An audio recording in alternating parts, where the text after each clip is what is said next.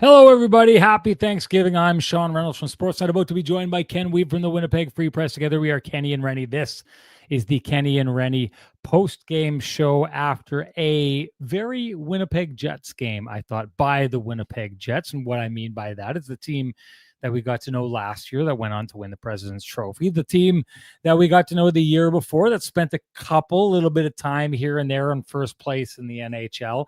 And I think this show just goes back to the theme that you heard from me on last show's Jim Pattison Toyota on Regent opening drive. And so that's where I'm going to go with the same theme on this episode and your Jim Pattison Toyota on Regent opening drive. Now, I'll spare you having to talk about the Calgary Flames again. I know that drove some of you crazy. So we're going to stay away. I think I established it. The whole point of it was about teams that are hard to beat and how valuable that can be, and how I saw that just to touch on the Calgary Flames back in those days, the way that that team was able to use that kind of hard to play against moniker and took it with probably a roster that was far less skilled than a good chunk of the rosters that were in the playoffs that year, but ride that all the way to the Stanley Cup final. I think I look at this Winnipeg Jets team and I think over and over and over again, this Jets team is hard to beat. And I think it was entirely on display in this game. So let's go through some of these factors. Jets start this game, and it's one of these situations where you don't want to be that slow starting team. But if we're being honest, and I'm talking about the Winnipeg Jets being the Winnipeg Jets, they were that quite often last year, and they were that the year before. If this team has an Achilles heel, at least in the regular season, that has been it at times. The Winnipeg Jets just not being able to start on time. We saw that in the first game of the season against the Dallas Stars. We saw that in this game tonight against the New York Islanders. And yet, what I think we see the vast majority of the time with the Winnipeg Jets is a lot of teams get into trouble if they don't start on time, right? A lot of teams will find themselves down like 3-0 at the beginning of the game, and then all of a sudden you're fighting this uphill battle, and maybe you get back into the game, but you end up losing it 5-4 or something like that. Very similar to what we saw from the Winnipeg Jets in the first game of the year. But like I'd said after that game, we don't see that a lot from the Winnipeg Jets. That's just not who they are. Tonight was more an example of what happens. And so what happens when the Winnipeg Jets don't start on time? Well, quite often you get brilliant goaltending. And you know what? You're getting it from both your goaltenders. You get it from Connor Hellebuyck. But to be honest, since he's been here, you've been getting it from Eric Comrie. Just brilliant on this night tonight. Right out of the gate, maybe the first save of the game. You know where I'm going to be going with this. I won't go there now. I'll go there eventually. But great goaltending. And then this is what it looks like, right? The Jets, right at the beginning of that game, kind of just don't start on time.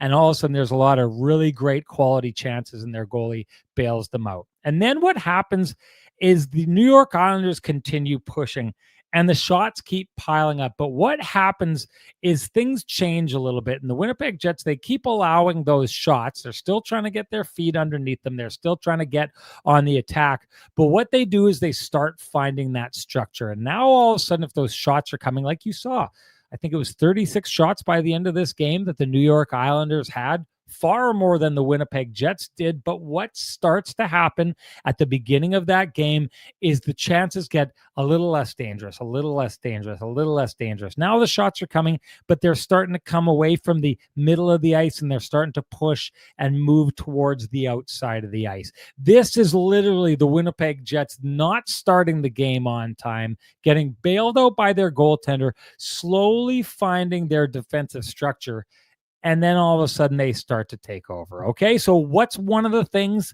that makes the Jets hard to beat? Well, great goaltending. We've known that. That's obvious. If you've got Connor Hellebuyck, that's going to be one of those things. But two is what you see from the Winnipeg Jets after that opener is the Jets, and I've seen this so many times over the last couple of years with the Winnipeg Jets, even if they don't have their legs, even if the opposition is the busier team, even if the opposition has the puck possession and they're getting the better of the play, the Jets aren't that team that goals pile up and you lose the game before you've even started. Why? Because when they're trying to get their game going, they just fall into their structure and they survive off their structure. That's good coaching right there, folks. So, I mean, the good coaching and the structure go hand in hand. And the good coaching is going to be a little bit of a theme of why this team's so hard to beat, because the next thing we fall into in this game is quite simply special teams, right? The Winnipeg Jets getting it done on special teams. The New York Islanders not getting it done on special teams. Where's that come from? That's coaching, pure and simple. We saw it. And how kind of obvious is it by this stage? It was obvious last year. It looks like it's obvious that it's going to continue this year. But if you remember 2 years ago when the Winnipeg Jets finished tied for fourth in the NHL going into the playoffs, and Rick Bowness, who was the head coach at the time, had said something along the lines of like, look, if this team could get its power play going, so many of these, hey, we're good. We're fourth in the league. We're that good. But if we start getting our special teams going, that just tilts it in our favor that much more. And then all of a sudden you start winning a lot of the games that you didn't win this year. Well, tonight's an example of that. The New York Islanders, I thought, were the busier team. The Winnipeg Jets survived a lot in this game. They survived off their structure, but they survive off their penalty kill in a big way. They survive off the ability to be aggressive and take penalties without having to worry about those penalties costing them on the scoreboard, because their penalty kill is so suffocating. And they go out and they win games with the extra man. They know how to utilize the extra man. So this is, to me, I take a look at this. This is a coaching win on this night. And again, I'm just adding to the long list of things that make the Winnipeg Jets an extremely hard team to beat. That's the overall look that I had tonight. And that, for me, ladies and gentlemen, is your Jim Pattison Toyota on Regent opening drive. And hey, this month, the Toyota Get In and Go event is on now at Jim Pattison Toyota on Regent. Finance the 2025 Tacoma truck from 5.89% with up to a 1% loyalty rate reduction and a $1,500 accessory credit. But hurry, the offer ends October 31st. Visit Jim Pattison Toyota on Regent for a test drive today. Okay, folks, time to bring in the man with the best music in the business, who I guarantee you is going to be a Vittorio Rossi man, where I have failed starkly in that. So let's bring in the man who knows how to dress properly for a podcast. Here comes Kenny, folks.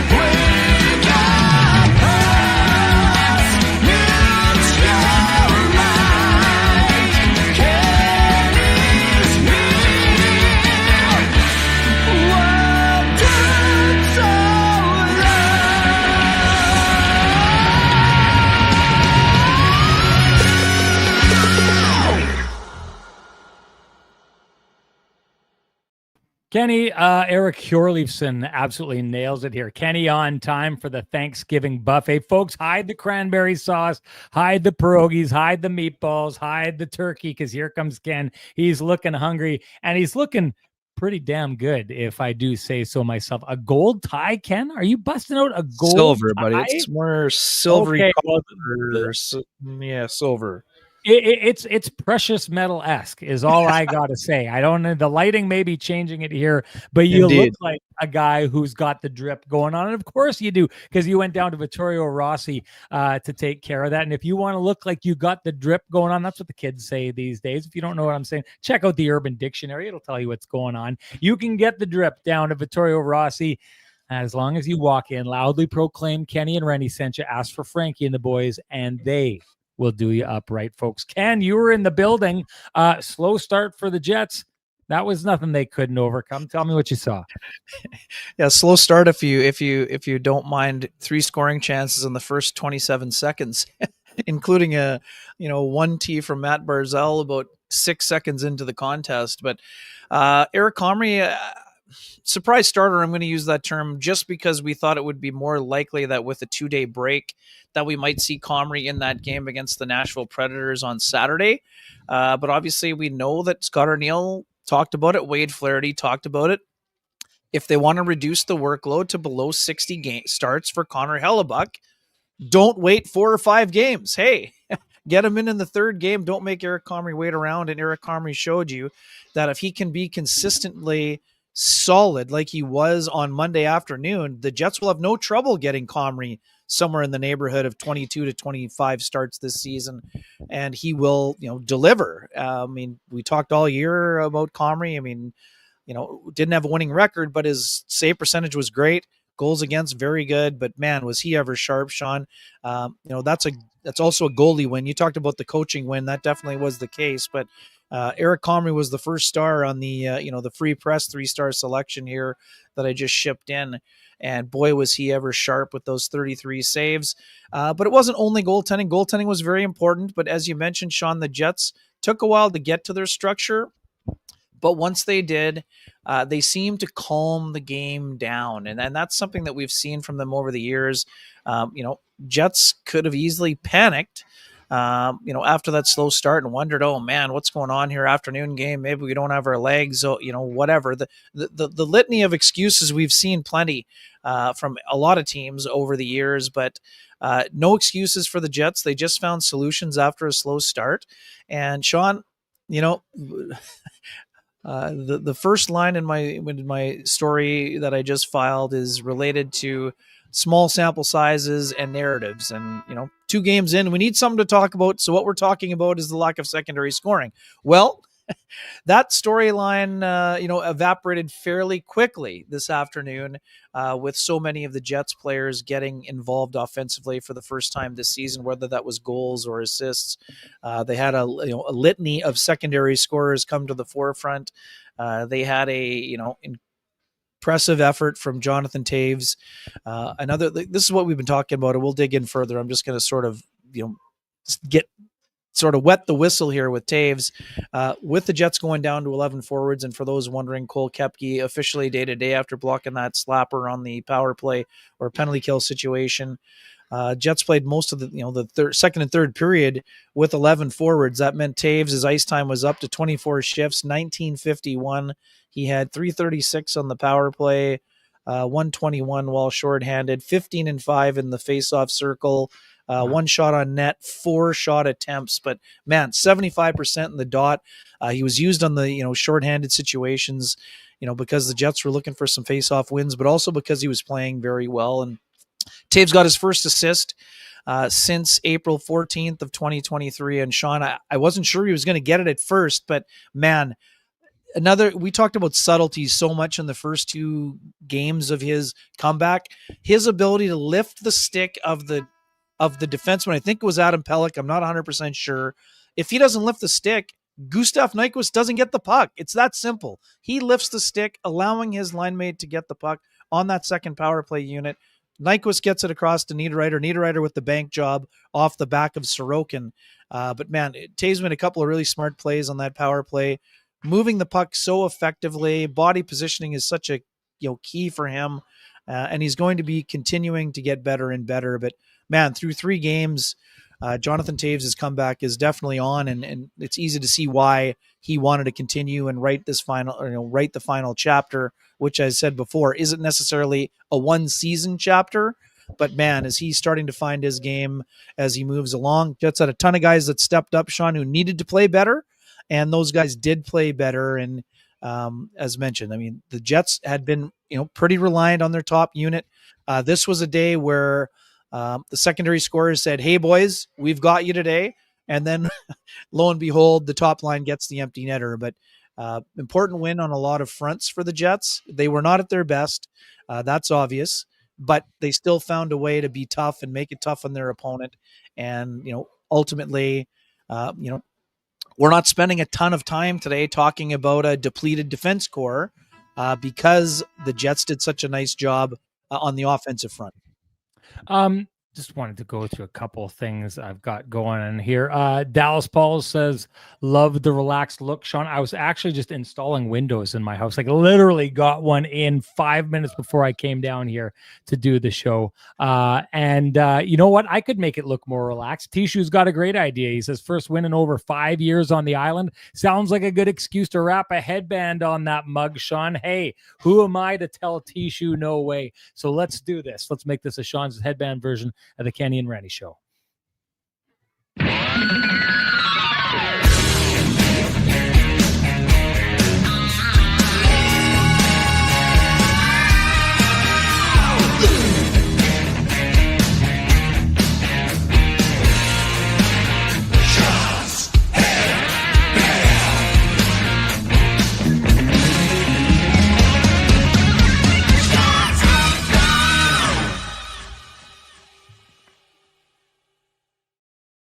I'm not sure, actually, Ken, what I was doing for yours and a lot of the folks out there.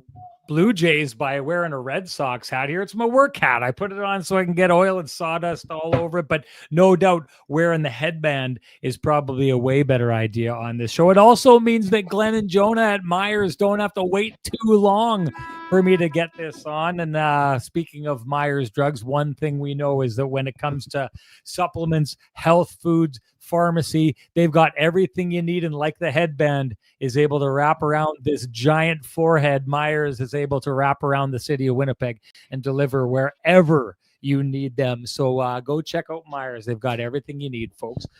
Ken, I want to start off with one player right off the bat here. And I'm just going to say his name. I don't even need to set up a question. This guy's job is making my job easy because he's so easy to talk about. So Ken, Morgan Barron. Yeah, there's a reason why I had Morgan Barron as the breakout performer. Might be a little bit too much, but I've been saying this for quite a while now, Sean. I think that Morgan Barron is going to have a breakout year, for lack of a better term here. What that looks like exactly remains to be seen, but what we are seeing is a guy who has 2 goals and 4 points and has made a couple of incredible power moves, taking the puck to the net. And today, man, that ability to roof daddy the backhand on that play, taking the pass and darting in and going, beating Sorokin. Man, that's an all world play. We saw that power move, kind of fake shot, go to the backhand along the ice on against Ottinger in the opener. But boy, Morgan Barron continues to impress out here, Sean. Looks like he's found another gear out there in terms of his skating. He was always a solid skater, but he seems to be moving a little bit more maybe efficiently with that power. 2 shots on net today, 2 hits, 2 points, goal and a helper. Boy, he is really flourishing, Sean. And I've said this before, and I'll say it again. I know the Jets love Morgan Barron down the middle, but man, it's hard not to envision a scenario where Barron is on the checking line or the checking plus line, I should say, with Adam Lowry at some point. Now, again, I'm not advocating for anyone to be moved off the line, but to me, I'm just thinking that Barron, the way that he's going right now, getting involved a little bit more physically, adding some, secondary offense. I think that playing alongside Lowry will be a more valuable spot in the lineup for him than 4th line center. And that's not diminishing the value of the 4th line center. And he's doing that job very effectively right now. I just think that Vlad Nemestikov's a guy that can go down and play on that 4th line center role as well. But yeah, we'll see. He's also very effective down the middle, so I get it. But I think that Morgan Barron's a guy that's got to be closer to 14 minutes a game than 10. And so far today, again, up to 15 minutes. That's another day where they were down to 11 forwards for 2 periods. So that's also a factor so far as well. But man, he's playing great and sort of just scratching the surface, if you will. You know what I think he absolutely embodies when it comes to the Winnipeg Jets, and this is something I think is important. Take a look at the two goals that he scored this year. He's defending. Like the other team has the puck, he's defending, and all of a sudden things change and all of a sudden things look really dangerous. So one thing that he embodies with the Winnipeg Jets is just this great defensive positioning. They're not only are they on the defensive side, and like Scott O'Neill likes to talk about, the right side of the puck, but they're in that lane and they're doing it in a way that they're not on their heels. They're on their toes. They're ready to strike, right? And then the other part of this is, and Ken, this was an entire mind shift that the Jets needed to make once Rick Bowness got here. And it was one that was so tough to make that it broke in the middle of a Winnipeg Jets season, the first year that Rick Bowness was here. The idea that the Winnipeg Jets needed to develop their offense from defense, play good defense, and it'll give you opportunities to get great cracks at offense. The first year, the Winnipeg Jets ran into a little bit of a snag around January, and then they abandoned the good defense because they were cheating for offense. They fell apart, almost fell out of the playoffs. We all know the story. But ever since then, the Jets have really bought into the idea of do it right defensively, and then that's going to create opportunities offensively. Watch this goal here tonight that Morgan Barron scores. They are defending, and then all of a sudden they get the puck, and it's not, Ken, you've played a lot of hockey. I've played a lot of hockey. When the opposition turns the puck over or you get the puck back, the first thing that you're looking for, in my mind, the way typical hockey players think, is someone coming? Is someone coming to get me? Second, you're like, how can I get maybe a clean exit out of this? A lot of guys will take the puck and they'll actually retreat into their own zone to find quiet ice to make sure that they're safe and allow their team to set up. Let's set up, guys. Now let's go attack. The Jets don't do that. The Jets are a fraction of a second away from attacking. This is how they operate. And Morgan Barron, his first goal of the year, his second goal of the year here tonight, is a defending player who gets the puck and is off to the races immediately. And now all of a sudden it's dangerous. He embodies. So it's interesting because you take a look at Kevin Cheveldayoff going and getting this player. You kind of get the idea the Jets knew what they wanted to do back in those days, what kind of team they wanted to be, what kind of identity they wanted to have. Morgan Barron is the epitome of what the Winnipeg Jets want to be. Phenomenal defensively, but so able to turn that defense into quick offense. He heads up ice. I don't have a lot to say about, what he does once he gets the puck and those moves that he's making. Ken summarized it really well, but the one thing I will say is he is giving the league the pristine roofing wake-up call when it comes to, just hold on a second, Ken, when it comes to, like, this is a big guy. We've heard it talked about him. He's like a big horse, but he's fast. And look at the guys that he's catching tonight. It's Romanov. Romanov is late to getting into a defensive position because you can see he's thinking, I've got time. And all of a sudden, Morgan Barron is by him. And now one of the best defenders on the New York Islanders team is panicking out of position and gets blown by, and it turns into a goal. Just like the first game of the year where Mikko Rantanen is the guy who kind of gives up on it because he doesn't think Morgan Barron, who loses the puck to one side of the ice, has the speed to cut back to the middle and make the move that he does. The rest of the league takes a look at this player, and they're getting surprised on the ice by how fast he gets going, how fast he's moving. It's creating wide open opportunities for him. He was doing it last year. He did it in spades on that goal against St. Louis that was called back. Ken, I think it was a Mason Appleton penalty that had that called back. But right now, the league is getting the pristine roofing wake-up call when it comes to Morgan Barron because people aren't ready for his speed, and they need to get ready for his speed or he's going to keep doing this over and over and over again. And you know what that means. Time for the pristine roofing wake-up call, and giving North End Rick the pristine roofing wake-up call at 204-981-6289. He's the guy you want down at your place for any of your roofing, siding, and exterior needs. You can also call Pristine Roofing directly at 204-237-7663. Give your home the Pristine Roofing and Siding wake-up call, folks. You'll be happy you did, just like I'm sure the Jets are happy that Morgan Barron is giving the rest of the league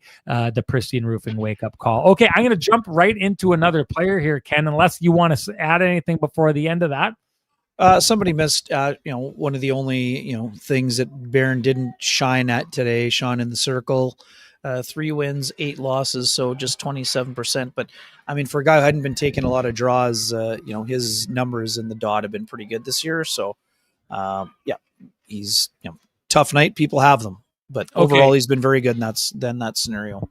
Let's move on. I'm going to start on Pearson, a player that we've taken a look at here over the last couple of games. And the one thing that I've thought, as I've talked about the Jets bringing all these new players and getting them to play in the system. The one thing I've looked at when it comes to Pearson is I've thought that guy is going to be okay, and he's not quite, or his line is not quite locked into the system yet.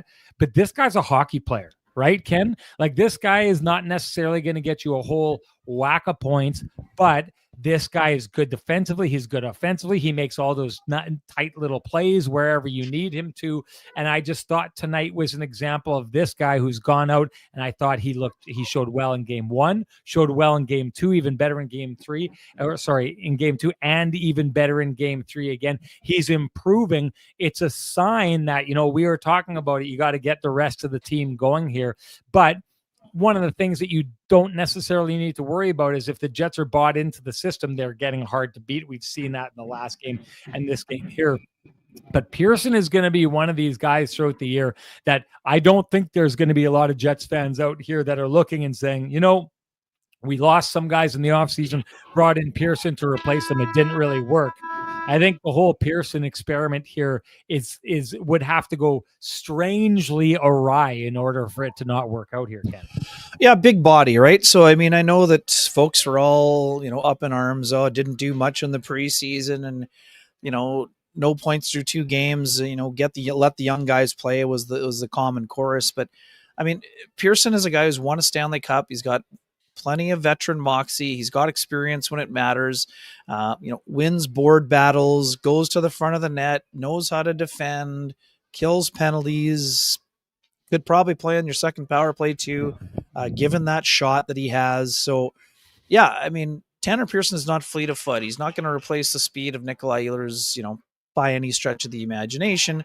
But what he is going to do is, get involved, go to the right place. He knows where to be on the ice, and he's going to make life difficult for the opponent, as well.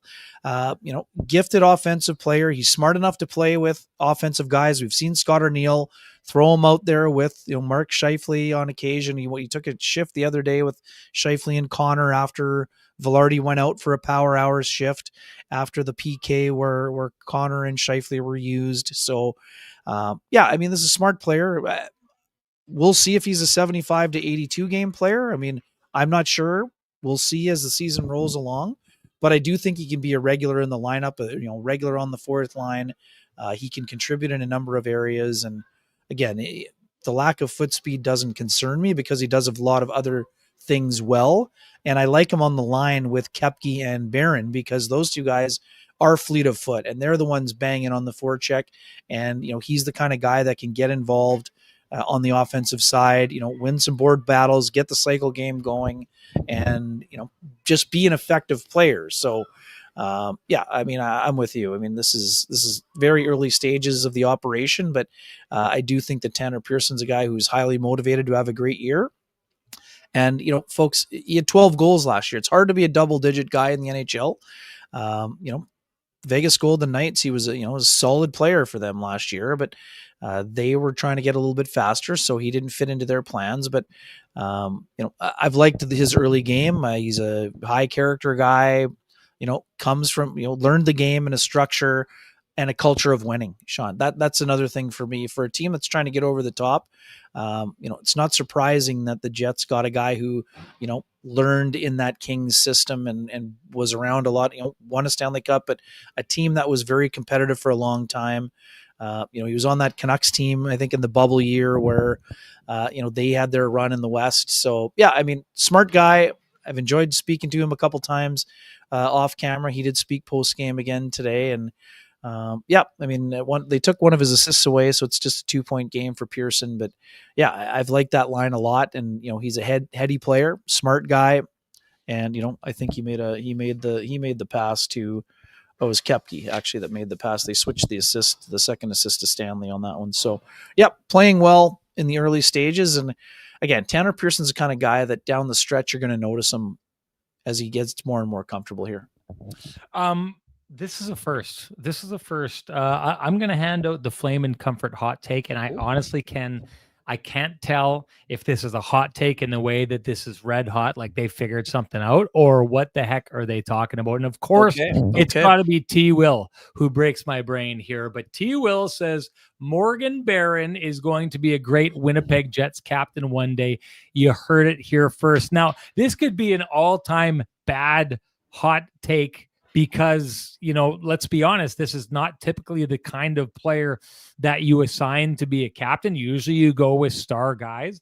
And there's going to be a lot of players coming up that probably fit into this mold that the Winnipeg Jets are going to be able to go to down the road. And clearly you're going to have to clear out the likes of Kyle Connor, who's going to be here for another 9 years, because it's got this year and then 8 years after that. So Morgan Barron is going to need to outlast that, because you saw when Kyle Connor wore the A the other day. I think this is just a guy who kind of embodies everything that Winnipeg is looking for, and a guy that I think, would be ready to wear an A or a C if it came down to that. So on one hand, what are you thinking, T. Will? This is almost wake up territory if I hadn't already handed it out, except for the fact that Morgan Barron is very much the next generation of Adam Lowry, who's turned out to be a brilliant captain and a brilliant pick for the Winnipeg Jets. So this is something that one day, if Morgan Barron ended up being the captain, you almost should have seen it coming, right? Because it's worked with Adam Lowry. He fits in, like someone had said before. He's basically embodies the Winnipeg Jets system and what they've tried to be. And I had this thought quickly, Ken, earlier today, that the Winnipeg Jets have really found their identity to the point that I feel they've locked into it. It's like the big bad Bruins for years. No matter what happened, they had that same kind of team over and over and over and over again, because the organization simply went out, found an identity, and just continued to go pick up players that fit that identity. The Winnipeg Jets look like they've locked into that. Now it's only 3 years. You got to do it for decades to be the big bad Bruins, but you can tell they want to do that. So Morgan Barron fits in and could be a very likely candidate to stick around for a really long time and maybe be that one day. But until then, just because he's wrong so often, I'm going to say that T. Will has got the bad kind of hot take on this one for the Flame and Comfort hot take of the show. And that, of course, is your KNR hot take, brought to you by Flame and Comfort, Manitoba's premier supplier of fireplaces, wood stoves, inserts, and everything hearth related. After 50 years heating your world, Flame and Comfort has moved to 1465 St. James Street. You will find when you get down there, it is one of the most impressive showrooms in Western Canada. You don't need your hot takes to keep that warm feeling inside, folks, as much as T. Will is always trying. You just have to visit Flame and Comfort, and they will take care of it for you. Okay, Ken, I wanted to do this. I wanted to talk about the top line, and I'll go first. You can respond to it. There's a moment of the game that I think is absolutely crucial, and I thought if you're the top line and you're not scoring on this night, right? You're talking about the Jets having their depth going on this night. They no doubt did. Their depth wins them this game after the first two games being in the first game because their top line is making everything happen, and then winning the next game because your top line is making everything happen. But Jets are up. It's 4-2.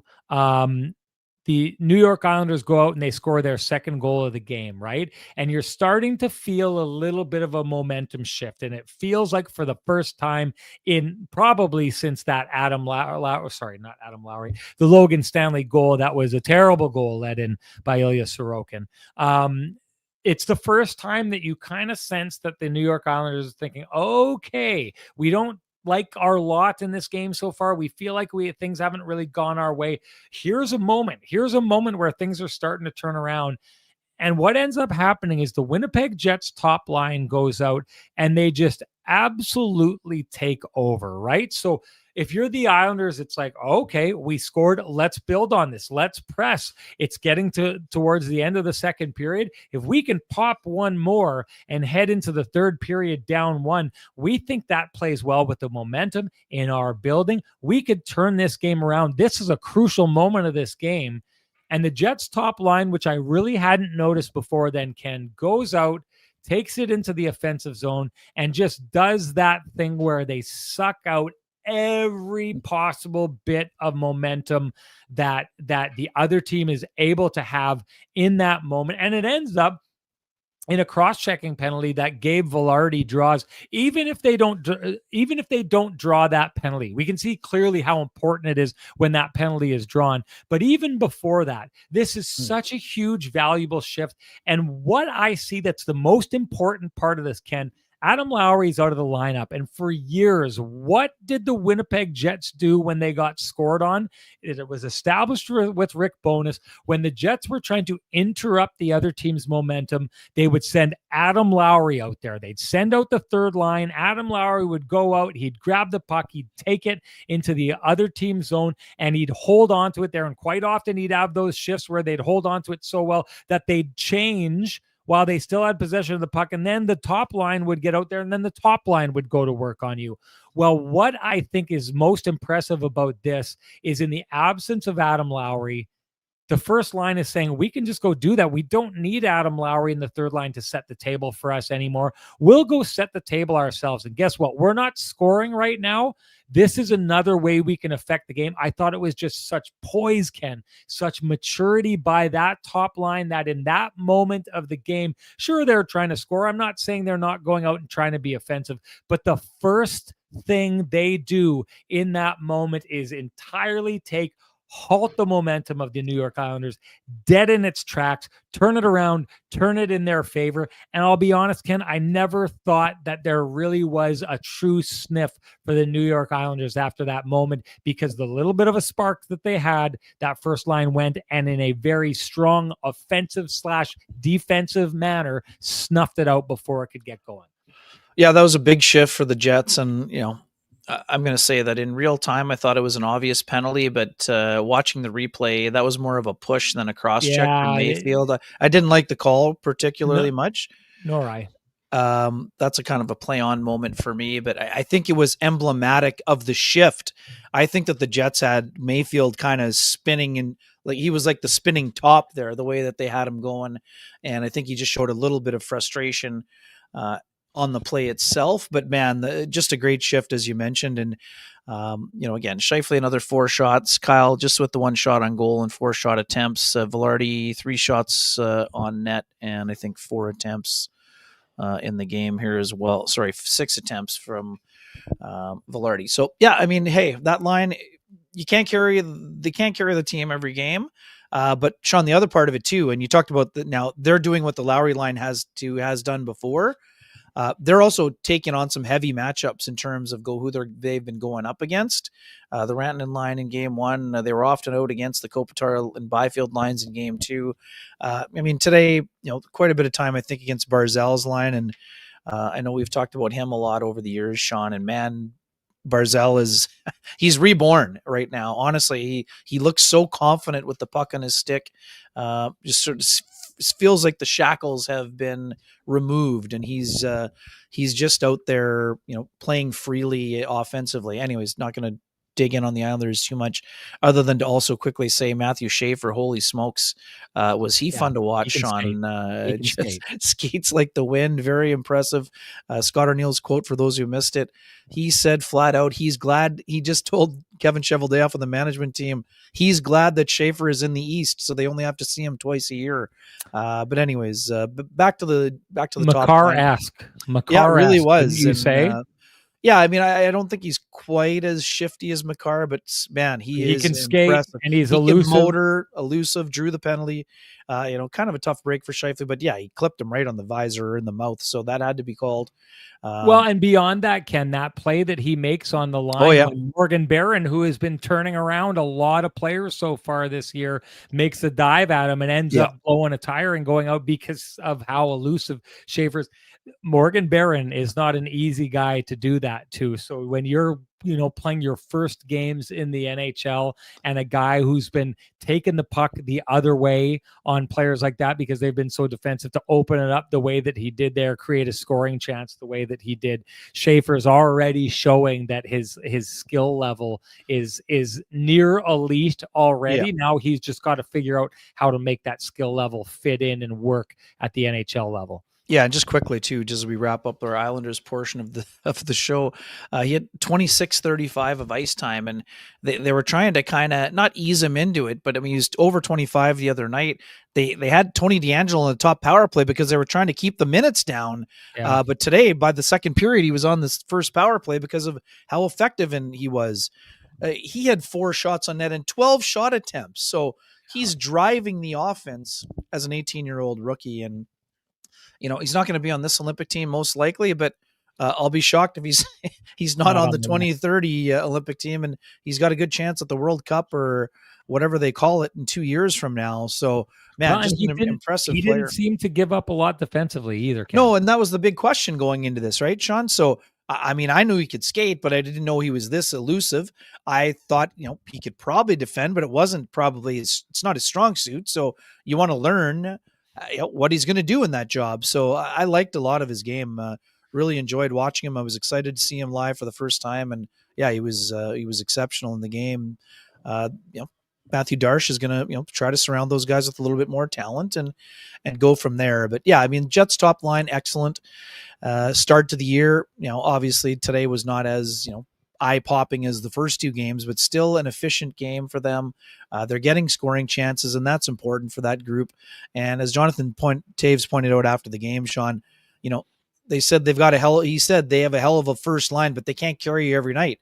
And, Jonathan from the 3 cups knows you don't win those cups without having 4 lines contributing. And this was a great example of what the Jets can do when they have all 4 lines kind of rolling out there.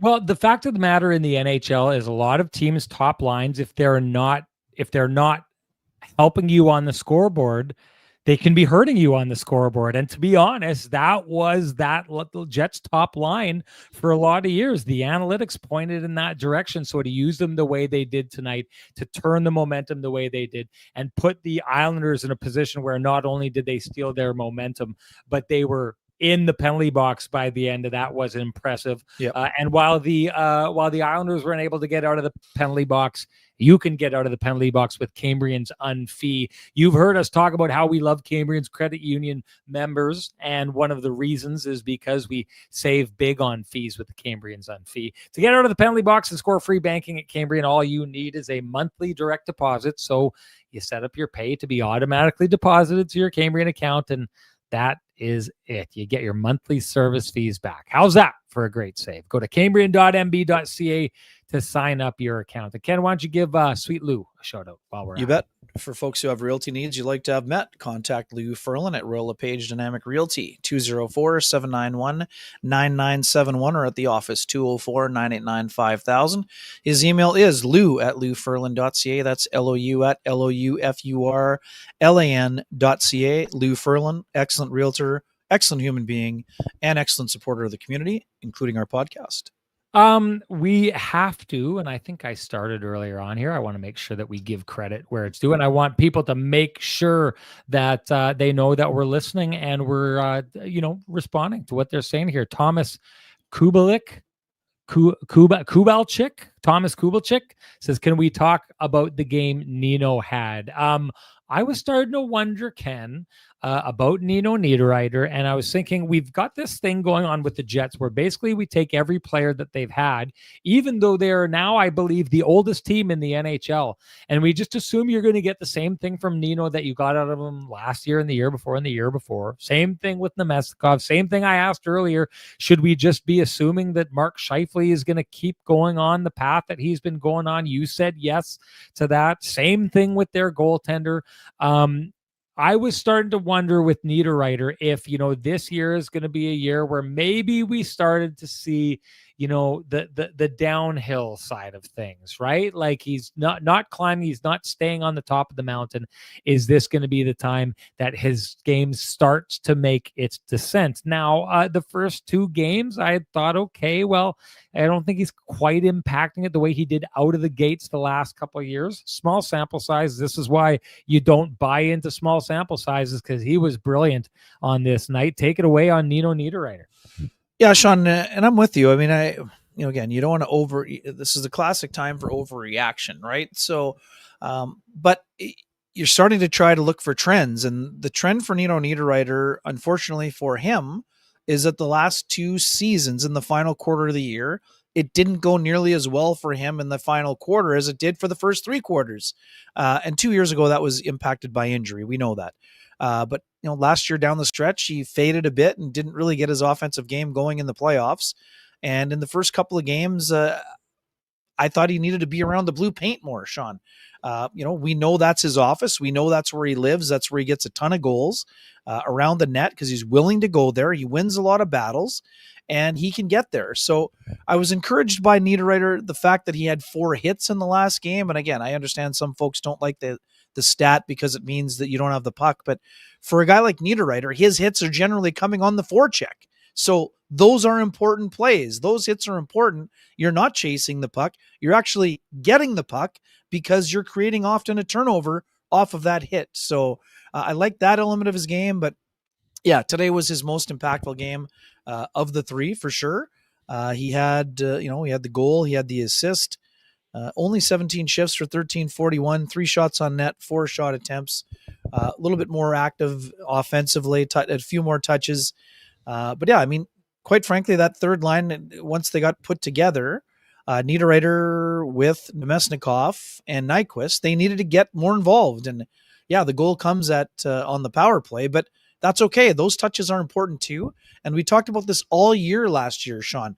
The Jets having 2 units that are involved and scoring is a massive deal. Some teams can get by. If you've got Leon and Connor, you're the Oilers. Sometimes you can get by with 1 unit or a unit and a half, but the Jets need 2 units to be going. They're not going to have guys out there for 2-minute shifts unless it's a, attack of the offensive zone the entire time. And those guys can get things going. That's where you get extra puck touches and, raise your confidence level. The Jets need Niederreiter to be an impactful player. That's why they gave him a 3-year extension. So more games like this will be good news for both the player and the team in the long run, because Niederreiter is guy loves the game. He's very motivated. He wants to win. He's almost always been in the playoffs. I think he's still, and I know this because I asked him when the Jets were here last year. He loves playing the Islanders. Yes, it's a new rink and everything else, but came into the league with the Islanders.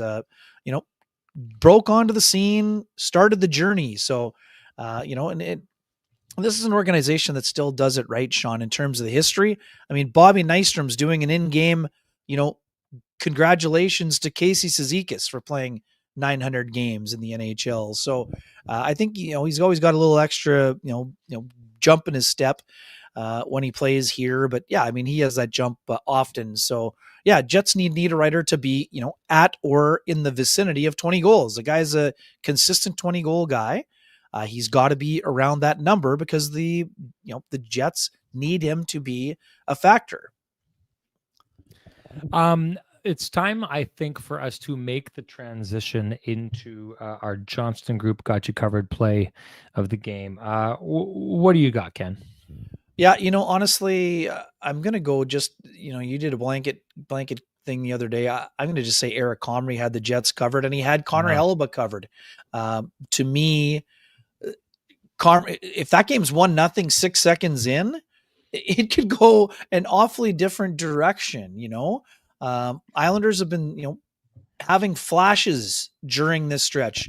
I know it's only 3 games, but you can already see it, Sean. There's frustration seeping into their game because they're playing well for long stretches, but they're not getting a lot of reward in stretches. They've given up 13 goals in 3 games, and I know you touched on it earlier, but man, Sorokin made a ridiculous save on Mark Scheifele on that shorthanded backhand. Yeah. But that goal through the wickets from Stanley right after Pajot scored. Yeah. I'm guessing you could tell on TV, but in the building, oh boy, that just sapped the energy right out of the place, at least momentarily, when that goal gets scored 14 seconds after they get on the board. But anyways, I'm just going to go Eric Comrie had the Jets covered. He had Connor Hellebuyck covered.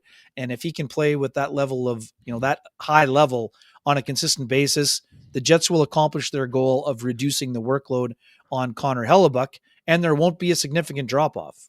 Well, and my goodness, has he ever earned it? I mean, I know there was that stretch of time hockey last year where he was playing great, but they just couldn't seem to score when he was in the net. It's nice to see them start the year off and not go down that road. But I've been saying it for a long, long time. I said it during his first tour here before he left, that he was earning the more time than he got. I said it last year, on a year where they need to find a way to not only get rest for Connor Hellebuyck because of the Olympics, but also I think just to kind of try out and see what getting rest for him heading into the playoffs would mean. Eric Comrie at every turn. I mean, there is not a hint that he has given this organization that maybe we shouldn't go down that road. Like, this is something you should be that you should be open to exploring. Look at the game this guy had. I mean, things could have turned out extremely different in this game had, like I'd said, the Jets gotten down 2-3 goals because he wasn't bailing them out the way that he did. And even I thought there's a tendency for goaltenders to once they've stolen the game early and your team wakes up, then they sag a little bit, right? They're like, oh, okay, well, I've got them while they're not going. Now they're going. Now I can sag. But there was just this one point during one of the penalty kills where the Islanders get a shot right in the slot. And it's like, okay, this is what they've been finally waiting for. The Jets, who have been protecting the guts of the ice so well since, after the 10-minute mark of the first period, finally surrender a wide open shot. And there's Comrie instantaneously way out, cutting down the angle, steals the shot, doesn't allow it. And then another shot comes later, and there's a guy, Johnny, on the spot waiting to tap it in. And there's no rebound, right? Like, this is just a player who is focusing. We've said this about Connor Hellebuyck as a goaltender. He used to be a goaltender who used to have to be really, really sharp all the time, because the Jets were allowing a lot of shots. Well, the volume of shots went down. The volume of difficulty went down. A lot of times goalies can get bored, and it's a different pacing. And Connor Hellebuyck showed that he can handle that pacing as well. But that's what I'm seeing from Eric Comrie, Ken, is that he can handle it when things aren't going so well and the degree of difficulty is high. And then in the other times where, you could be losing focus because the team's taken over, he's ready to go there as well. So I agree with you on the Johnston group. Got you covered that he had that kind of game today. But I'm still not going to give it to him. I think there's a bunch of other directions that we can go in. One is me and how I talked about the top line and how they had this team covered when the momentum shift started going and they went out and they stole it back. But I'm not giving it to them either. The one thing I wanted to talk about on this one, it's one of these situations last year where you don't get to talk about Josh Morrissey much because he's so good every single game that you're kind of pointing out the same thing over and over and over. But there was a moment, Ken, after the Jets go up 2-0, and it's the little things I've said before that make the Jets a really good team. It's, getting into that shooting lane. It's getting the stick into the lane. It's that little bit of effort. It's not giving up on a play where other teams give up on plays. All those little things. And I thought that this embodied the little things. The Jets had gone up 2-0. The Islanders come down the other direction. A guy winds up to take a shot.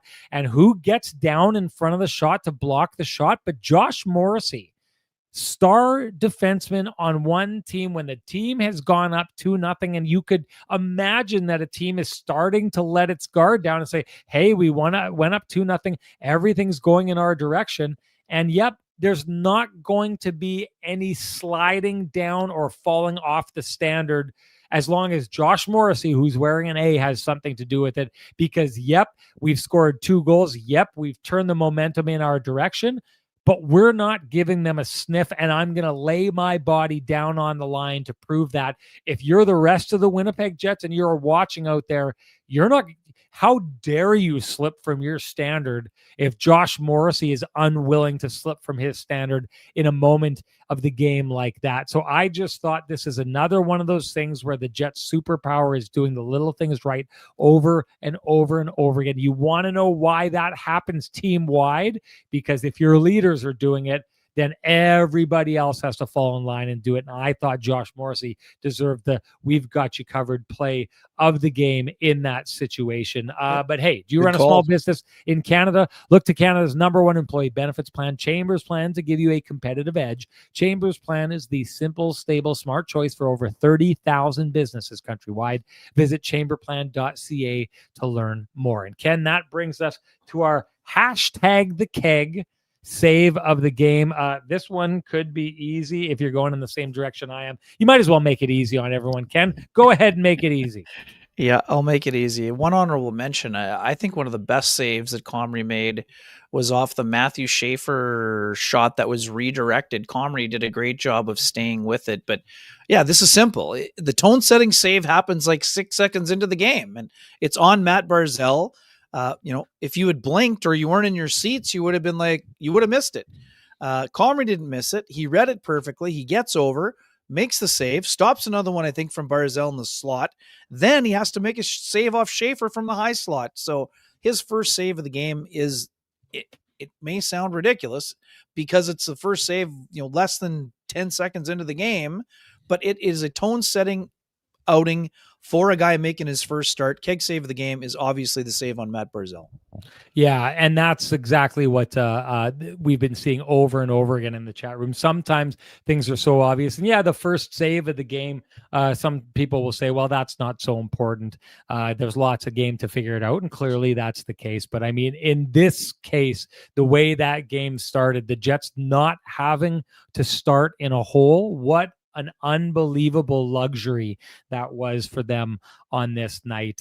And hey, I got to say, to say this, we've talked about Comrie and him earning his time, but the old Sean Reynolds stat of quite simply who is the better goaltender in this game tonight, that wasn't a question. It was clearly Eric Comrie. And think about this for a second, folks.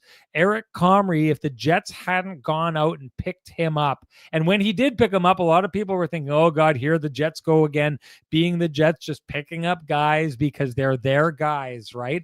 Eric Comrie, who was maybe not getting picked up by the Jets away from not being in the NHL anymore, is here, consistently shows that he deserves his time in the NHL. He's clearly an NHL goaltender. But beyond all that, Ilya Sorokin is widely considered to be one of the best goaltenders in the NHL. And Eric Comrie went out and planted a flag with that save right off the bat that he was going to be the better goalie in that game. He backed it up from that first shot right to the very end of that game, clearly wins the Sean Reynolds stat, and easily that save, in my mind, wins the hashtag this keg save of the game. But it doesn't matter what Ken thinks or what I think, although I can see the vast majority of you think the same way in the chat room here. You still need to share with us your hashtag the keg save of the game. You do that, you're automatically entered to win a $50 gift certificate usable at any of the 3 fine keg locations here in the city of Winnipeg, each location finer than the last. And our winner from our last game, that would be Steph B. I think that's Steph Ballingal. Steph, you know what to do. Direct message me at SN Sean Reynolds. Send me your name, send me your email, and I will have the fine folks at the keg send you a $50 gift certificate usable at any of the 3 fine keg locations here in the city of Winnipeg. Each location, as you all well know, finer than the last. Ken, that is it for us here today. Going out to enjoy some time here in New York, I would assume. Anything to say before you get to doing that? Just quickly, I guess, we should mention, obviously lots of, Logan Stanley, lightning rod, we know. Today, a lot of people saying, oh, well, the second pairing is going to struggle because Stanley's on it. Well, he chipped in offensively with a goal and an assist. And, he had some giveaways, but blocked shot. And, I just thought overall that pairing was okay.